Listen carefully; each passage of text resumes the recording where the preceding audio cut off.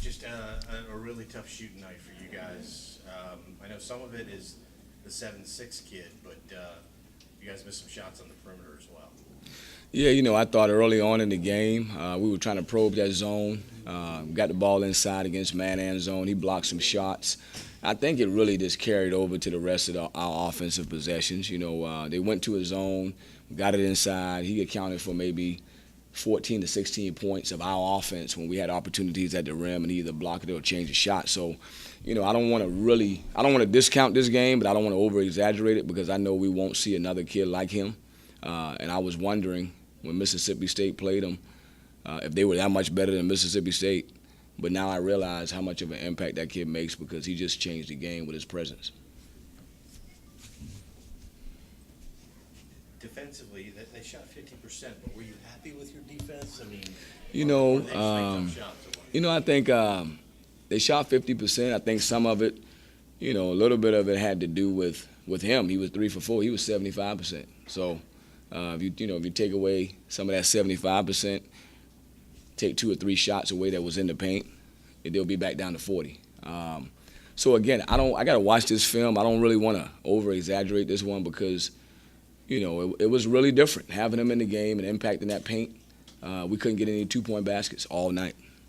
How did you think you defended him overall? I thought we did great. I mean, he was averaging 21 points. He had 9. He only got 4 shots. Nick Harris, I thought he did. Yeah, Nick did a great job on him, defended him well.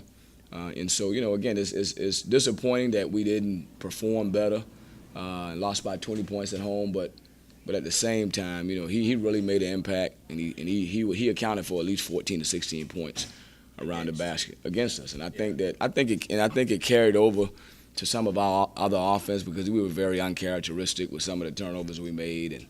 And so again, we're gonna watch the film. We're gonna try to make some corrections, and we're gonna prepare for this next game on Sunday. One was able to kind of get going a little bit for them offensively, especially from the perimeter. What did you think of him? Well, you know what? We knew he was a good player. He made some big, deep threes. He was 2 for 3 from 3, and then he was very aggressive attacking the basket. I thought early in the game we did good defending him, keeping him out of the paint. But as the game continued to go, and we were searching for offense, and they started to get rhythm and flow, and they got more confidence because of what was taking place, the momentum shifted, and that's when those guys made more shots. Talk about Wake Forest and what they present to you. Well, I mean, they're a good team. I mean, they scored 100 points against UTEP.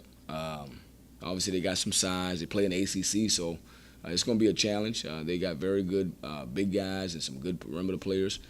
So we just got to prepare for them and get ready to play them and do the best that we can on Sunday. Seeing how the team kind of responds after a loss, I know that should be interesting. It's not the right question, but that should be. Well, the word I use with it, for me and personally, and for the players, is humbling. You're 3-0. It's the 4th game of the year. You hadn't lost yet, and then you lose, in this manner. But at the same time, I don't want to just completely take away all the things from effort from the guys because if you take away a couple baskets in the last minute and a half, they would have had 56 points. Right. We had 40, and I'm convinced that kid accounted for about 14 to 16 points at least around the basket. Well, we would have scored more. We'd have more in the paint. So again, I don't want to. It's the first time we lost a game. We got a good team. The guys are competing. We are defending pretty well. We got to bounce back, and this next game is going to be a tough challenge, and we're going to have to get ready for it and come up with a plan. Well, Nick, I kind of ask you what's it like to guard a 7'6" guy, and have you ever played anybody against anybody that big? No, not that big. The biggest person I played against was Dave Wishon when he was here, but, I mean, it takes a lot of energy to move a big guy like that, but it's a good challenge. I like playing against him. How did you approach tonight? Just like any other game. I mean, you can't approach it any way different. Just got to go out there and play your best each game. So I went out there and did what I did. Had to be a little bit more physical, but, I mean, same things I always do. Biggest human being you've ever seen? Yeah, and I've seen Shaq in person, so he's pretty big. Jarrell, you guys struggled to shoot the ball tonight. All of it wasn't Taco Fall. I mean, what do you think was the issue out there? I don't know. I think it was just we just struggled, and I mean it'll be days like that. I think we got to do a better job of like picking each other up, like to keep doing better. But it's all right. It's things we can fix. Sorry, I'm gonna do this. It seemed like he wasn't. I mean, he was altering some shots, but it was you guys had some decent looks. You just couldn't knock them down. And how do you kind of fight through that? Well, you just gotta stick together. It'll be nice like this. And I mean, they're a really good team. Or we did what we were supposed to. We still held them to, I think, 60 points. That's still around our range of how we want to play basketball. So I mean, defensively we did our part. So I think we just got to keep working. First loss of the season. Obviously you got to rebound real quickly. How do you put this one behind you and get ready? It's done with. We got a really good team. We know that. We trust each other still. Nothing changed. If anything, it made us better.